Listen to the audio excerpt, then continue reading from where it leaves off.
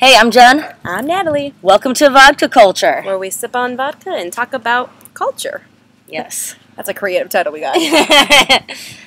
We worked really hard on that one. So I don't know. We kind of just started this on a whim. Maybe we'll have... Yeah, talking about amateur stand-up comedy. Yeah, I mean, I guess we kind of were. I don't know. Or whatever. I don't know. I guess I was commenting about, we were watching earlier America's Got Talent, and these two Jewish guys got up and they did this little beatboxing, and after it was done, these two girls in the audience were like, I didn't expect that. And the whole idea is supposed to be that, like, oh, we didn't think that they were going to come on and be this good. And I was just saying, after how many long has the show been on? 10 years or so? Well, I mean, American Idol but that was always 10 years, and they would do that shit there, too. It was the same concept, like... You know, and then the Britain's Got Talent was around before America's Got Talent. Yeah. It was the same thing, like, with the What's-Her-Face. Yeah, the British woman got up and then, like, sang opera. And, like, yeah, and it was beautiful, and everyone was like, oh. And so, like, it's become, like, really obvious that, like... It's like, that's still your shtick? Like, yeah, like, oh, I didn't expect that. Of course you didn't expect that. You know, like... Yeah, but then I was just saying how, you know, you think that out loud, and then I still do it sometimes, and I was saying I did it once. I went to an amateur comedy club, and this guy got up, and I was just like, oh, I hope he doesn't embarrass himself. Hope nobody heckles him, which you can't do at amateur night. Typically, oh, that's nice. That's good to hear. Yeah, they'll usually make a rule that. But it's like, oh, I hope people, like, laugh and give him, you know, whatever. That's a loud-ass lawnmower. That's the suburbs. Well, I guess that's not fair. The city doesn't do that, too. I take that back. That's just particularly loud. He has to mow the grass or something. Anyway, and so then he got up and he was like probably the funniest one there that night. So I was just saying, and I did the same thing. I was like, oh, he is so funny, and nobody thought he would be. He should go on America's Got Talent and really shock the hell out of people because he fit right in. Yeah, I'm really curious about, you know, amateur stand-up comedy, because I had somebody say to me one time, just out of the blue, totally surprisingly, like, oh, you should do stand-up comedy. Why people tell me, when I took the Lemonade, people told me I should do it all the time. And my response was always, no, because I'm situational funny. Like, people say something to me and I react to it. I would not be able to, I guess I could retell the story, but that wouldn't be as funny. See, I can see you doing comedy, because you are funny. That's what people say. And I'm not going to be like, oh, no, I'm not. No, I am funny. People laugh all the time, so you I'll are take funny. it. And what's really surprised me about having somebody say that I should do stand-up comedy is, like, I don't think I'm not a funny person, and, like, I actually, like, that's one of the things I don't like about myself is I'm always like, oh, I wish I was funnier. Yeah.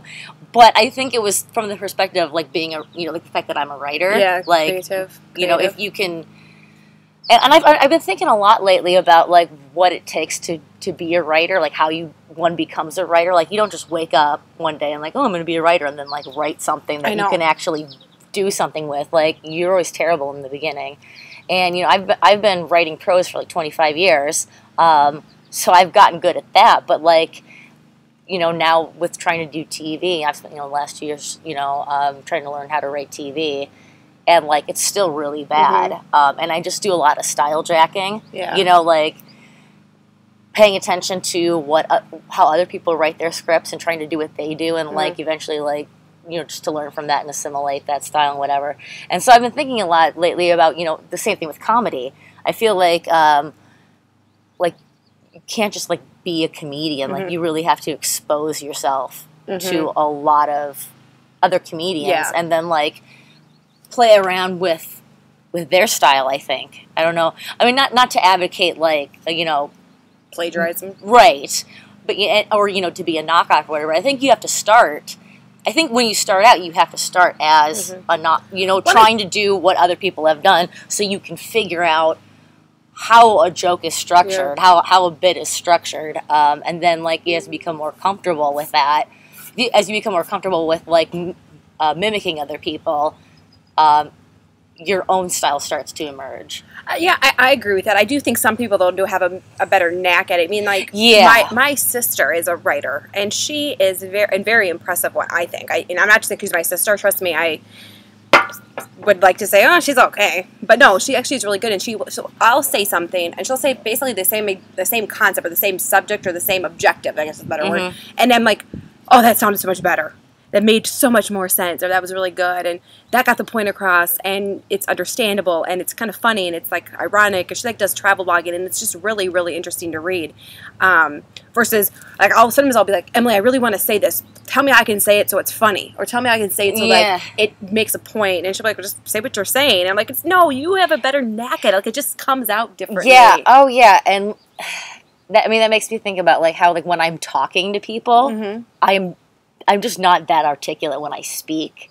But, like, if I get to write my thoughts, you know, it comes across a lot better. I was just trying to talk to my mom earlier today about something, and I'm just, like, babbling and stumbling over myself, like, just trying to have, like, a normal conversation. I can't do it. I'm the opposite. I can talk. I feel like I'm like, you are a talker. If I could just say this on Facebook, I want to, like, I want to, like, record my status updates and then play it, because I have to, like, read, like, that's not what my point is. Okay, what am I trying to say? Now, back. I'm trying to say that. Is that what I'm trying to say?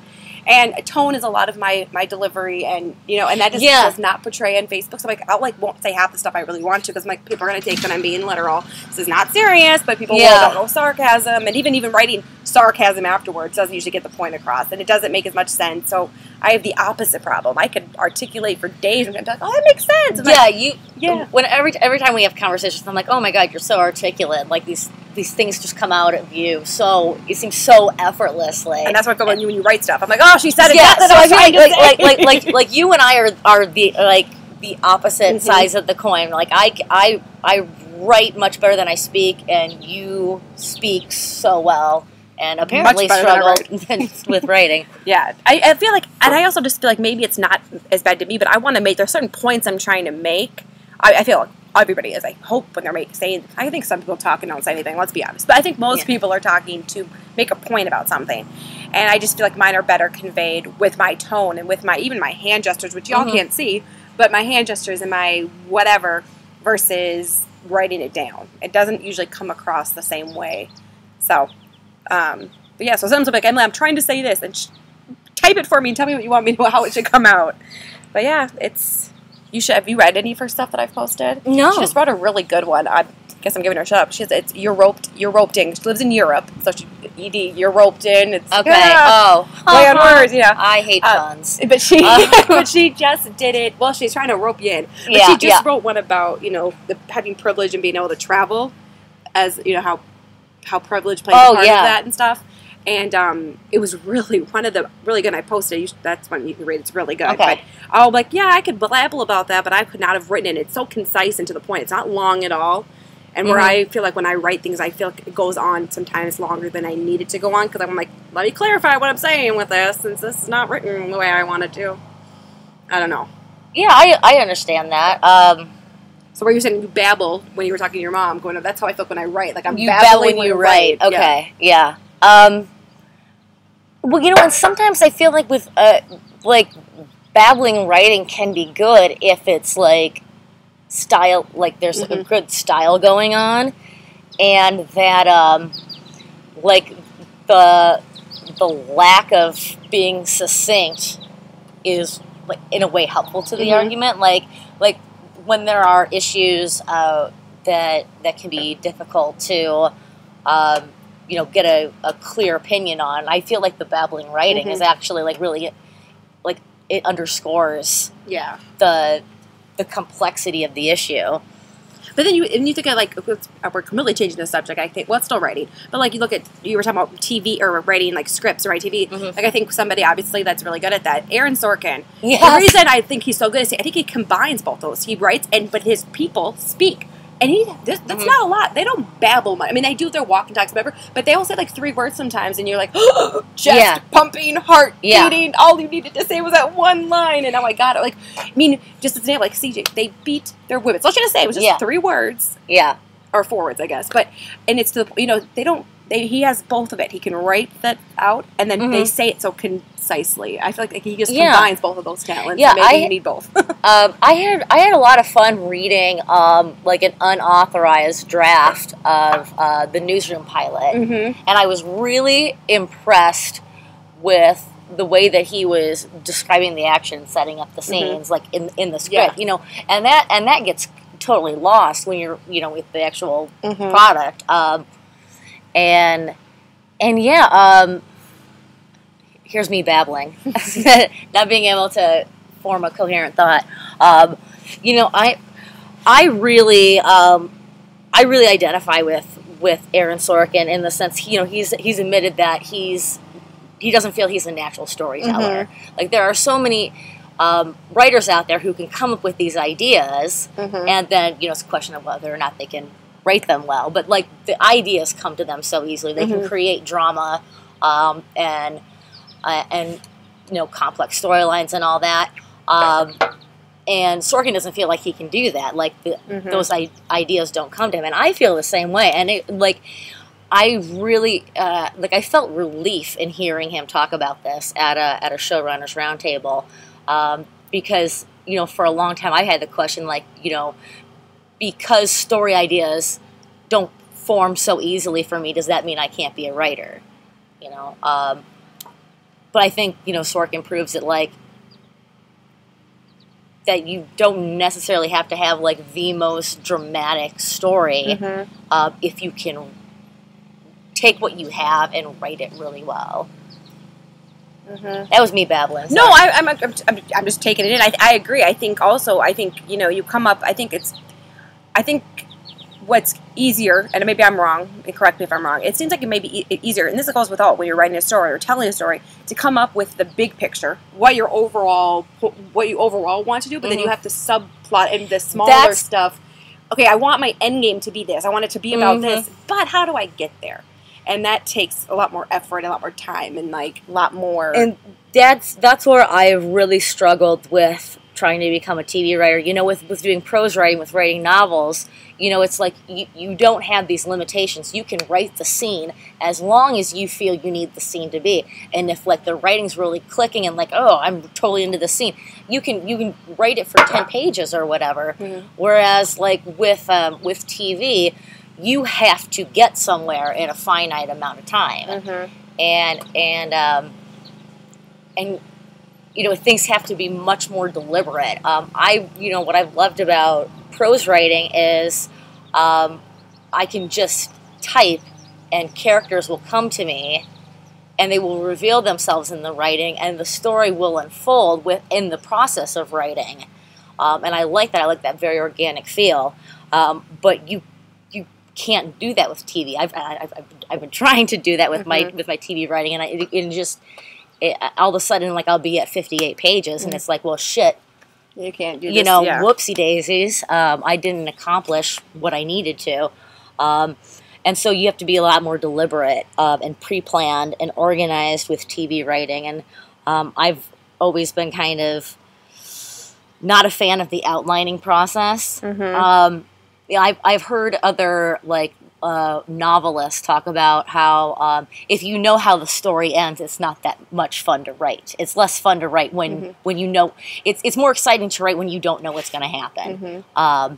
And that it's a really cool symbiosis between the author and the characters, where like, they are their own distinct entities that are, like, whispering in your ear. Mm-hmm. And you create a situation, or a situation emerges, and they tell you how they're going to respond. It's a really cool organic symbiosis, but you just can't do that in TV. You have to be really, like, deliberate, and I'm uncomfortable with that. I'm uncomfortable with saying, like, this is what my character is going to do now, and this is what this is how she's going to respond, and it's going to bump, you know, setting up all the pieces. You know, I don't feel, like, inclined to play God in that kind of way. No, I was thinking what you were saying about not knowing the end. I remember when I was I don't do a lot of writing now, but when I was in English class in high school, I remember one of the best grades I ever got, and one of the best things I ever written was we had to do a 5-scene, like a 1-act play, 5 scenes. Okay. And I wrote a story, and I knew my ending was there was going to be a girl who found out she had AIDS. So I do this story, and I got to the end of it in my last scene, completely. I mean, it was still the same. She had AIDS, and she goes to tell her boyfriend. They go check, and her boyfriend does not. And so the last line of it is he goes to her, well, then how did you get it? And that's what I titled the thing, How Did You Get It? I didn't have a name of it, and that was completely changed. I didn't even get to that until the 5th scene. that was, Right. I didn't even know that was going to be my idea until I was writing it out. Yeah. But this is good. And then I was like, this is boring, to the point, and then boom, and I just did. I was like, oh. And I remember like that made the story for me. Like it was so like that it changed. So that, and I guess that's what I'm babbling now about is I agree with you. Like sometimes you don't know how the ending's going to be until you start writing, until you get a feel for the characters that you yourself have invented or you yourself are. Yeah. Like, oh, you're getting to know your own character, your own people that you're writing. And it changes. That's the really like interesting thing is like, yes, you create these characters, but you're not necessarily the arbiter of who the character is. Mm-hmm. Like, you create a framework. Like, okay, I'm going to have this, I don't know, hot blonde cheerleader type or whatever. And I don't know. I'm going to start to babble now, so I'm just going to stop with that. Well, anyway, but you know what I'm saying? Like, you create the framework for a character. Like, you have a rough outline of a character. Mm-hmm. But then, like, as you construct scenes around them and place them in those scenes and in those situations, there's the dialogue that comes to you. There's the action that comes to you. It's not something that you, like, say, and this is what happens next. It's like these things unfold and reveal themselves to you. So, like, even though you're the creator and you are, like, the god of this universe, the characters have minds of their own. Mm-hmm. It's really cool. I love writing. And what I was going to say, and going into the opposite sense, we're talking about TV acting. Okay, so let's go back to the Aaron Sorkin thing. One really interesting debate is, again, on their podcast that I watch, The West Wing Weekly, that Joshua Molina does. There was one of the episodes had Richard Schiff on as a guest star. And they actually, as the actor side of it, had kind of a debate about what they do, because Richard Schiff was talking about how when he reads a script, he creates a character around it. So so Toby was a person. Who was he before this, after this, in between this? Yep. And Josh Molina's character Josh Molina, the person. His argument was, no, that doesn't exist unless Aaron Sorkin writes it down on paper. I'm only what Aaron Sorkin creates me. I don't have a backstory. Unless it's written on the paper, that's my character. And they had a nice little exchange, and it was kind of interesting on that side of it. I've heard a lot of discussions about that. Like, I know Martin Sheen has said the only way to act on an Aaron Sorkin show is to read word for word what's on the page. But at the same time, like, there's also a difference between TV acting and movie acting. To the point that Richard Schiff was making. When you do a feature film, you do construct this character. You fill in all these blanks and these holes, and be like, this is the backstory I imagine. These are the motivations I am assigning to this character, because, like, you have that, 120 minutes or whatever it is that story is contained to, and you need to construct those details in order to imbue your performance with the things that aren't necessarily known. However, with TV, it's such a process that it can be possibly detrimental for an actor to assign backstory and motivations to a character, because those very details could be developed later in the writer's room and brought into a later episode. And it's like, all of a sudden, like, you've been playing a character this way, but really, this is how we see the character. This is how we, the writers and the creators, see the character. Yeah, I just thought that was interesting to listen to from the opposite point of view of the person who's reading the script. Like, if you're reading a script, you're just a body. You're not the soul. It's kind of what they're like. No, I'm the body of this. The writing's the soul of who this character is, and that's where I need to get my flavor from. I definitely think when I imagine myself having a TV show, like, I want... what a nice thing to imagine. I would never imagine myself having a TV show.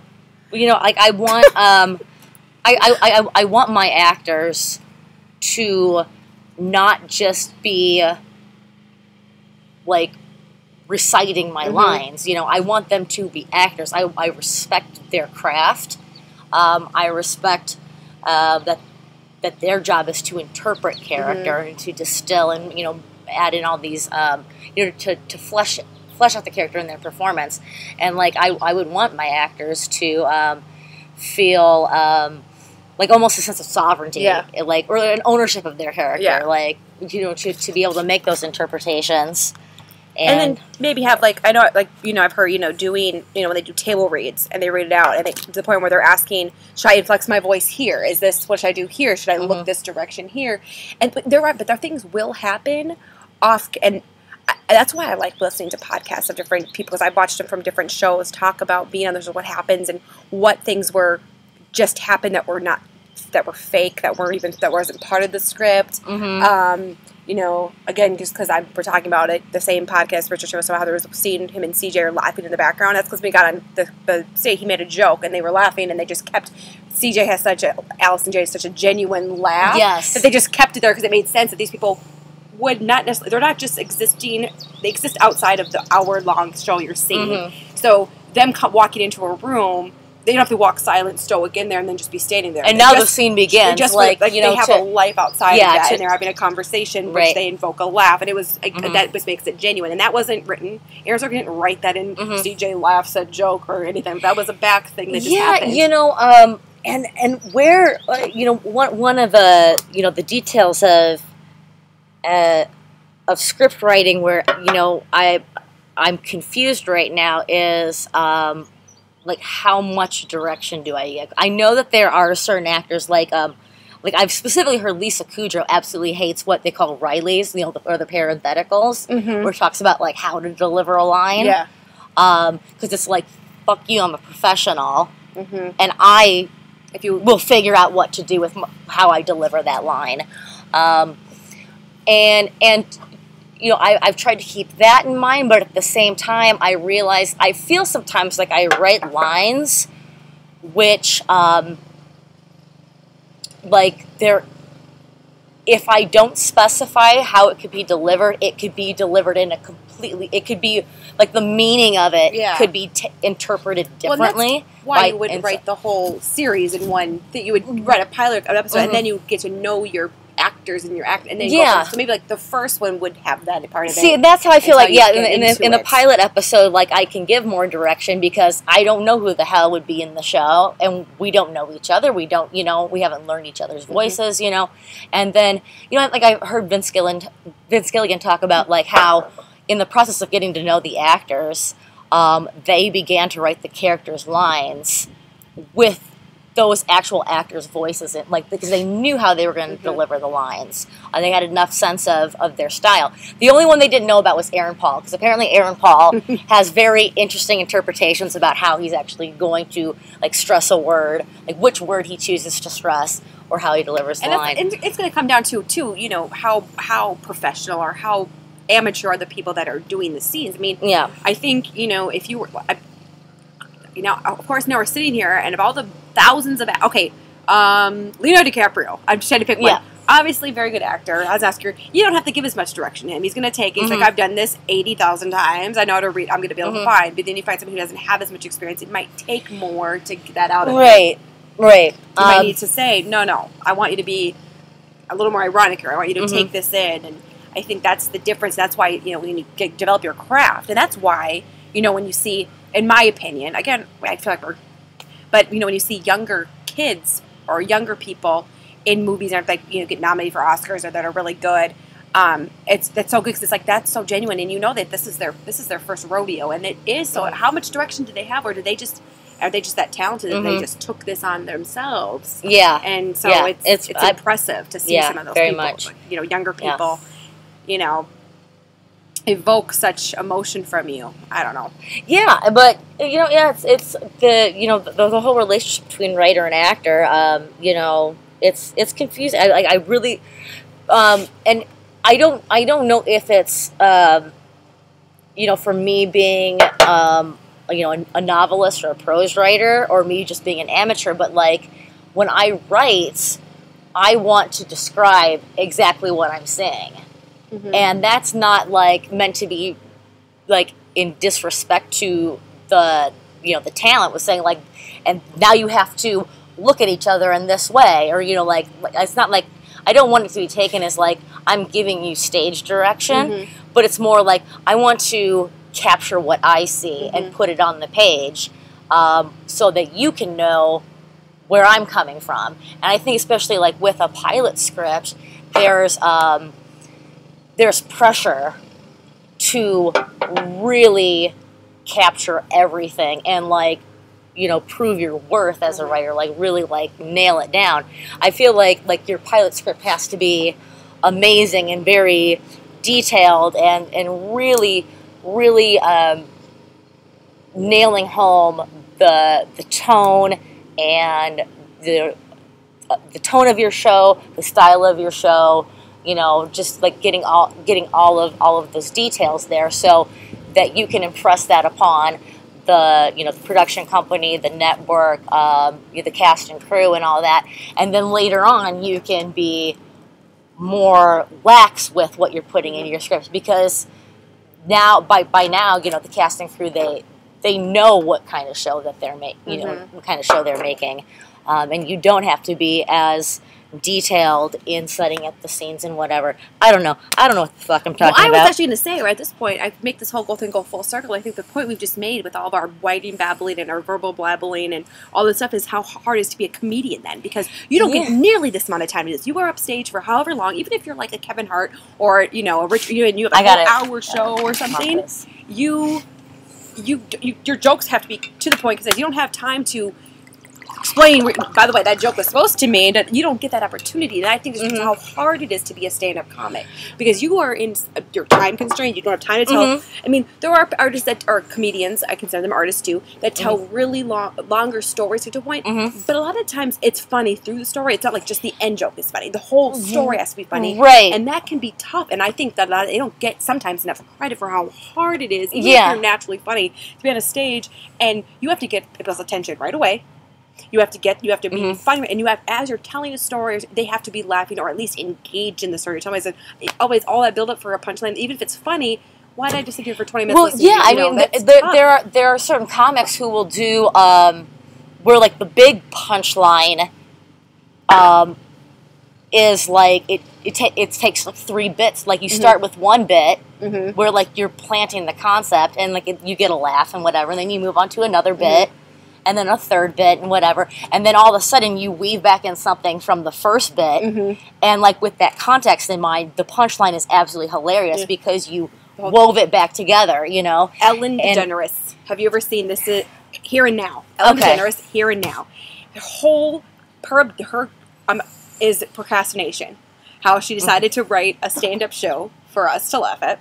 And how she procrastinated doing it, and then the whole stand-up bit is everything that happens to her as you do it. And then the last scene is, so if you leave here with anything tonight, learn that procrastination works. That's the whole, and it was like the whole thing was one big circle just to get to the punchline, but it was the whole show. The whole show was that one joke, but she made you laugh through the whole thing. Yeah, it is probably one of the best stand-up shows I'll check it out. It is hilarious. No, and it's and people can get it because every joke is about like everyday things. Like I've had. Friends from all different backgrounds in life get her. That it's so funny because it's just everything we all go through from beginning to end, and then the end being, and this is my point, okay? Yeah. Procrastination works. Do it. Don't do it now. Don't put it off. And it is so great, and I think that's true. Like, but you have to be able to tell the story for the hour while making people laugh the whole time, and that can be really difficult. But, I mean, you were also talking about, like, how difficult it is for, like, the amateurs when they get the 5 minutes, you know? Because, like, for the more established comedians who get to book, you know, hour shows, they can afford to have weak material, you know, because it'll just, you know, it's an hour show. The weak material will, you know, get buried and forgotten. Hopefully. Hopefully, yeah. If you get, you know, you're amateur and you got 5 minutes, like everything, like everything has to be great, like, because you have just so little time that every joke has to be spot on. You have to really nail it.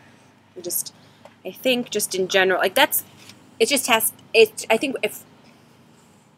This is so not the point of this podcast. I always come back to this. This is like my philosophy of life. So that's why you should just appreciate everybody for what they're giving to the world and not judging them for it. Because it's a tough life is tough. The things you do are tough. And if somebody's trying, you got to understand where they're coming from and how hard it can be. Yeah, I know, where did I come from with that? But I appreciate you saying that, because that has been such a point of frustration for me. Mm-hmm. Is the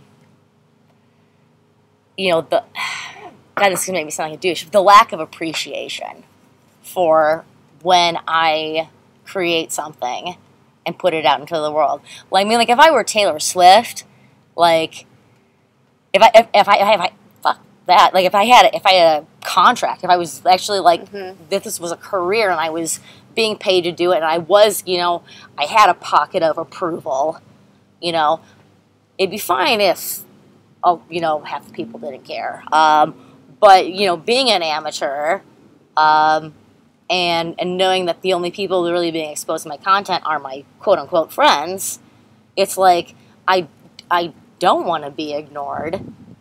I want, at least, I'm not saying you have to like it. If you don't like it, don't say you like it, but just acknowledgement. Be like, hey. That's what you're trying to do. This is good. This is maybe not as good. Yeah. Blah, blah. I think people, I think some people don't understand that things are difficult. I don't know how to work. I see, this is me trying to see, and I'm supposed to be the articulate one. I'm supposed to be the one who could say this. See, we all have our faults. Appreciate it. Yeah. Yep. I'm not a perfect speaker. There goes my communications degree. Well, right take a moment to put your thoughts together. I mean, the thing that's coming to my mind is the attitude that because you might not, and this maybe this is total digression, because you might not agree with me, that must mean I'm wrong, or like because you don't like what I'm doing, I should not be doing it. Mm-hmm. And I've gotten that, and that's the tough feedback, and frankly, I can't. That's a whole nother podcast. Because I have so much I said, but that would be complete digression. That's a whole nother one. But yeah, I get this stuff from people about like, oh, it's because you're just drinking and being silly, and how can you expect people to like that? Well, like, the whole reason you don't like that is because you're in Alcoholics Anonymous. So of course you're going to have an issue. You're going to reject work where I'm drinking. But like that doesn't mean it's bad. Or you don't. Oh yeah, and we don't like everything. I mean, there's things I don't. I'm like, I tried to watch this show, and I'm not going to put it out there because I don't like to do that. And I remember thinking, okay, I can see how some people would like this, but I can't watch this. This is so silly, and this is so stupid. I can't do it anymore. So I stopped watching it. But you're not going to like everything that's put out there. Right. You're not expected to like everything that's put out there. But I respect the effort. And it's there, and again, it exists. I guess I just think somebody's out there is putting something forth to, and there's nothing selfless about it. Of course they're doing it for themselves. Nobody's trying to pretend like they're coming and be like, you should just appreciate me because I'm trying so hard and I don't. But yeah, there's some stuff. They're trying to do it for themselves. They want to gain it. They're putting themselves out there because they want to. They want to be known for this and recognized for this. And so it's not like they're like, what am I trying to say? It's not like they're doing this as like a community service. You shouldn't like feel bad for them. But I know what you're saying. I'm not putting it out there correctly, maybe. Or I don't know. I just think we all have to. This complete digression. We just have to just be. I guess, honestly, and this is complete digression, but this kind of goes to people want a do not like button on Facebook, or don't like. And what's to me, I understand. Okay, so they have the anger button now, which that's if your idea is that I like what you're saying, but I don't like that you're saying, like, if I said something sad's happened in the world, like, yes, I agree with what you're saying, I just don't like that this is happening. But there's an anger button, there's a sad button. If you don't like what somebody's saying, then don't, just keep going. Move on with, like, I don't, unless it's, but then it gets into the area of unless it's hate speech or bigger, then you can maybe, but that's a whole different topic. I'm talking more of just people who are like, hey, got me a latte for, and I think it's weird to post your day-by-day activities, but if somebody says on Facebook, I have a latte from Starbucks, I'm not going to be like, ugh, you drink Starbucks, you're an idiot, don't like, why did you just waste your time feeling the need to tell somebody that you don't like their choices and I think life? that's a really great question about what the fuck is going on in society. Yeah. Like, what's this? And the thing is, like, you know, I always want to like blame the younger generation of like the entitlement generation, but the fact of the matter is, usually when I run into this, it's from people who are, you know, my age or older than me.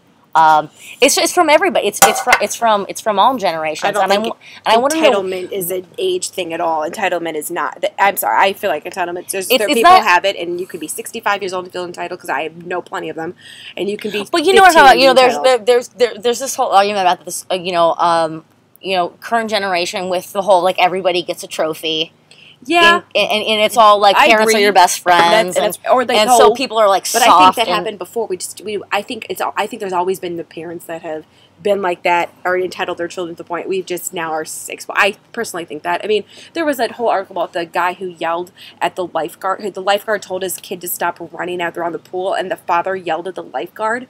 Like, I will tell my kid what to do, not you. And first of all, you have to learn to respect people in authoritative positions. But that's not entitled. That kid's raised. But I think kids were raised like that before too. But you know, but it is like yes, it's happened before, but it's it's much more a cultural, generational thing now, I think. And you know, John Mulaney did a really great stand-up. It's on Netflix, called Comeback Kid.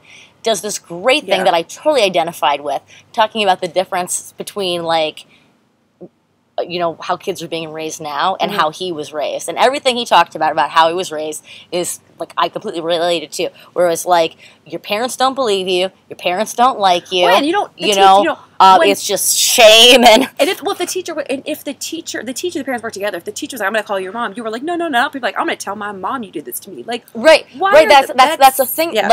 Like I. My parents never stood up for me, and they were always like, well, fuck you, you know? But nowadays, it's like, I sound like an old person. Kids these days. Get off my lawn. But like, you know, these days, it's like, parents rigorously defend their child. My child can do no wrong. Do you know we started off talking about amateur comedians? I know. Parents don't think their children do no wrong. But no, it ties back in because, you know... No, actually, it doesn't tie back in. Never mind. But you know, what is up with this? What breeds these kind of people who feel like because what you do isn't my cup of tea, I need to call you out on it and tell you that you're wrong. Again, another podcast. Like, I have so much to say on that because it maybe goes with the talent, but I think one of the biggest problems with this country is that we hate people because they get something that we don't get.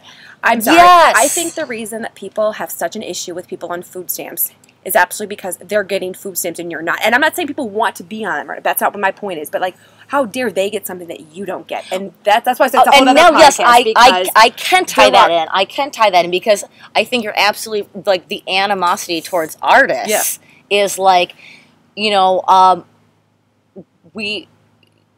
growing up, kids are so mean to each other. We get shamed, and then like there becomes like this. You know, institutionalization or like, you know, being the status quo, like you have to, you know, fit this mold in order to avoid being ostracized. But then you have these people who, like, have the guts to stand up on a stage, get in front of a camera, put something out into the world, and they have more courage than I think the people who are going along with the status quo. And the response to that is to be like, I feel threatened by you having that ability to do that. Are you doing that? Or so I'm going to react negatively to you. I'm going to try to cut you down so that you will feel as useless as I feel. Yeah. I think that's part of it. I do. And I think it's, I would agree with you. I think some people are insecure with their own self, and then when somebody else does something, they project it onto those people. Yeah. So I would agree with that.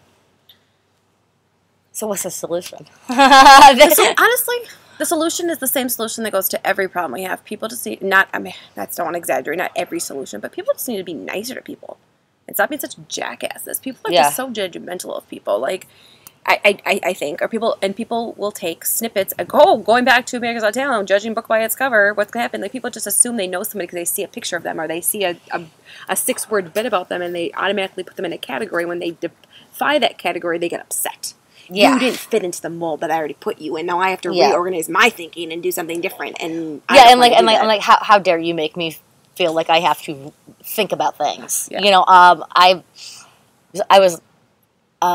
posted something on Facebook earlier today about this ridiculous city council meeting.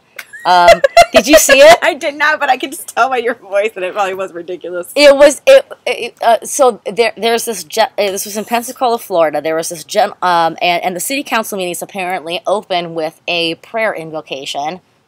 Yep. I have a problem with that, but that might be a whole different podcast too. And that's exactly the point. That's exactly the point. He felt that, you know, as per the Constitution, as per the First Amendment, you know, separation of church and state, it's inappropriate to open a public meeting of a government body with prayer, and the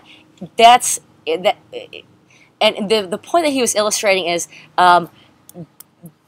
this whole prayer thing. This is not about religious freedom. It was about religious entitlement by by Christians, because the fact of the matter is, as per the law, if that government meeting is going to be open with prayer, then anyone should be any religious view should be able to offer up that prayer. So what he did is he appeared in a black cloak as a member of the Church of Satan, and did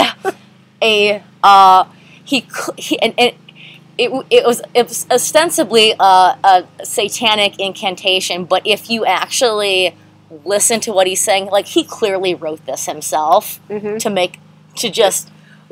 would and people were so upset about it, and but it underscored the point of, like, it's inappropriate to. There's a First Amendment hypocrisy. Anyway, my point with that. Okay, finish, because I actually want to respond a little bit. I want to say in defense of Christians, I will say this: the government is a little bit contradictory on that church and state thing. That I understand why some people don't quite get it, because, you know, in God we trust is on our money, which is for God. The people, when they're sworn to office, put their hand on a Bible and swear to why don't they put their hand on the Constitution and swear to uphold the Constitution? No, they swear to uphold the Bible. When you go to a court of law, when you go to when you go to a court hearing, you put your hand on a Bible and swear to tell the truth. So that is, I will just say, there's a reason. I'm not the one to defend the trusting. I'm just saying there is a reason why some people are like, wait a minute, I'm confused. You've been asking me to do all this stuff in Christian religion, and now you're saying it. I can understand some confusion, because they put up mixed signals. Well, that's the thing. I think that's the point that this person was making, is like, well, fuck it, whatever. My point is that I posted about this, and I said, you know, LMFAO.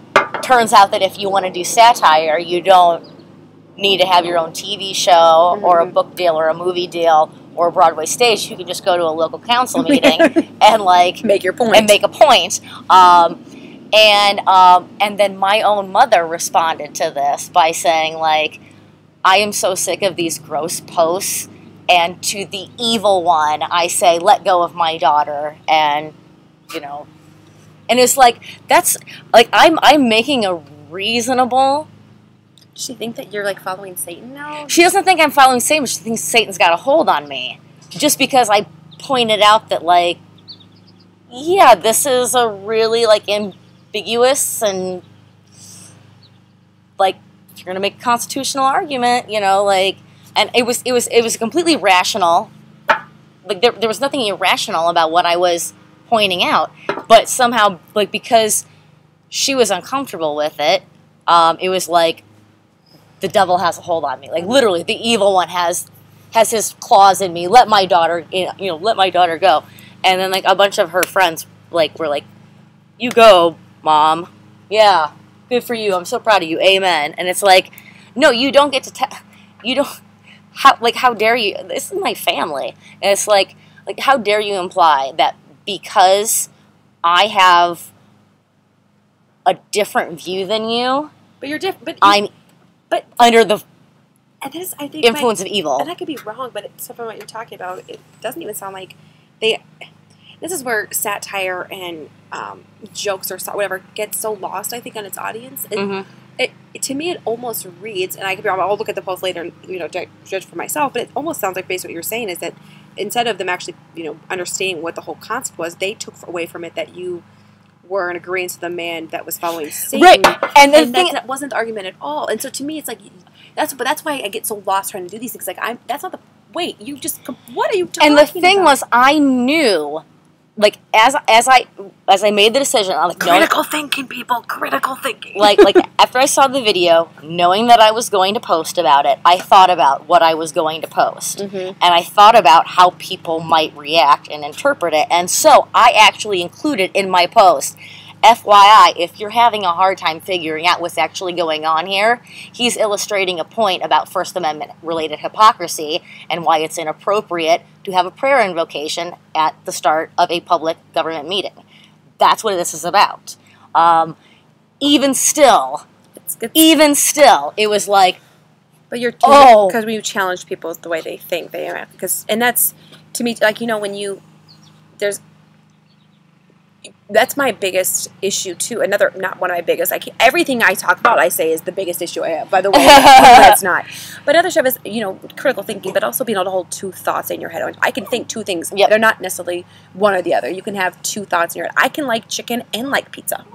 That is a possibility, people. So if I post something and says, "Oh my God, I love pizza," and people's first comment, and this is obviously a microcosm of what I really mean. I don't want to get into that. But if I say I like pizza, then people will be like, "What about chicken? You don't like chicken?"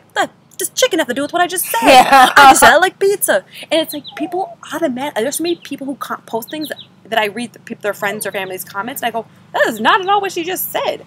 She said she likes pizza, people. Leave her alone. She also probably likes green beans. And that's the thing too. You'll say you like, I love eating chicken, but you need to eat more vegetables. Dude, I like asparagus too, homie. Like, we can all get down. Like, it's okay. Relax. I was just making a point that I really like pizza. Leave my pizza. Love it alone. I don't know. To me, that's where it's like I can hold two thoughts. And this podcast completely. I know. But no, I think... we just have so much to say. We have so much to say. Yeah, you can... So people, take away from this. Be nice to each other. Critical think. And how you can hold two thoughts in your head at one time. And by the way, it's really hard to be a comedian, so please just give them some props. Yes, don't heckle the comedians. What was our sign off before? Until next time. I'm still Natalie. I'm Jen. Drink up. Cheers.